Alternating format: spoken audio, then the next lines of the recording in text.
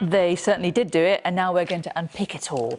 Let's bring in Lucy Cotter again. You were furiously adding up with your little tally who's got the most. So who's got the most nominations my this maths time is round? bad, so I'm hoping these are right. But they're roughly Lines on a right. page, so it can't be that bad. It can't be that bad. I think Irishman has got the top with 11, along with Joker, followed by 1917 and Once Upon a Time in Hollywood, both with 10.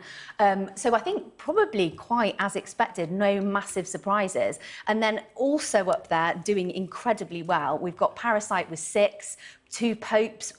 Has only got 3, but I think that was quite surprising. We weren't expecting that many. Jojo Rabbit, 6. Little Women, 6 as well. So I wasn't expecting Little Women to get that many, but nothing for Greta Gerwig. No, that's... Well, she was up for original screenplay. Adapted screenplay. Adapted screenplay, and it's up she? for Best Picture, but I mean, it would have been great to see a Best Director, wouldn't it? Yeah, I think the stat line is something like, in the 91 years that the Oscars have been doing this, only 5 women have been nominated.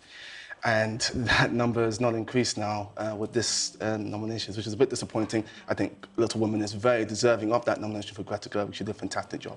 I mean, is the problem with Little Women that it is a story that has been told many times and in many films? It's not original in that sense. It's an original adaptation of it. Yeah, and it's such a well-loved book. I totally agree with you. I kind of think that it's a beautiful story. It's a beautiful film. The acting is fantastic. It's great to see Saoirse Ronan and Florence Pugh both being nominated. But in terms of the direction, I don't know whether it sits up there for me with Martin Scorsese and some of the others. And 1917. I mean, it just blew me away in terms of how original, how different. And I'm not sure that Greta Gerwig sits there for me this year. But it's very, very disappointing. I mean, the Academy has said that it will do better in terms of women and diversity. The industry as a whole have said that they will do better, but that's still not translating well enough for people. It's not good enough, is it?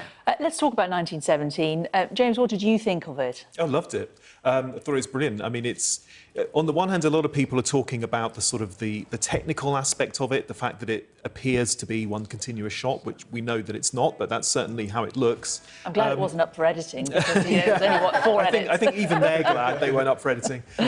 But, aside from the technical aspect of it, it's incredibly emotional, incredibly dramatic. You're there with these characters in northern France, in the trenches, in no man's land.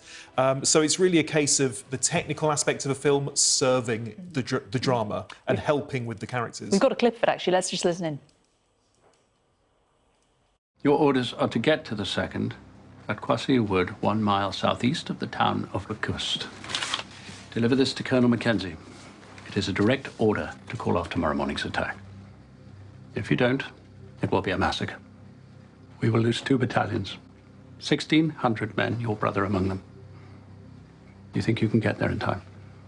Yes, sir. And Amon, Colin Firth isn't up there for Best Actor for it, but do you think 1917 does really stand a chance in Best Film? I think it does. I think it does. James is absolutely right. Technically, it's a superb film. I was watching it, and every 15 minutes, I was like, how did they do that? How did they pull that off? So, yeah, especially if it's had a good award season. It's won a couple of awards in that regard already. So, yeah, the hype is good for it, and I could definitely see it taking on that award. Once Upon a Time in America, is that the second largest nominated? Once Upon a Time in Hollywood. Hollywood, sorry. Yeah, 10.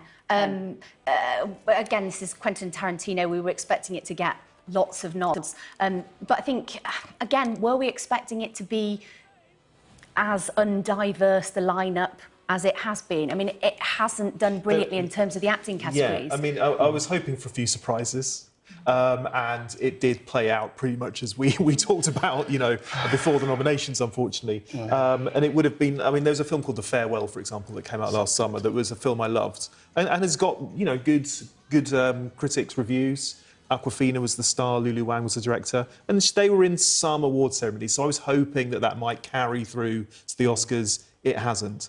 I know you were hoping for awards for the film Us, with Lupita Nyong'o. Again, it's had some nominations, but has never really been a front-runner, didn't come through today. So, yes, it's great that, Martin Scorsese's nominated again, of course, he's a legend, Quentin Tarantino, but this is pretty much what we were expecting. Yeah, no, Lupita's the one that really hurts me, because for me, it is the best performance by an actress I've seen in the past 12 months or so. The degree of difficulty with that role is extreme, and she pulled it off masterfully.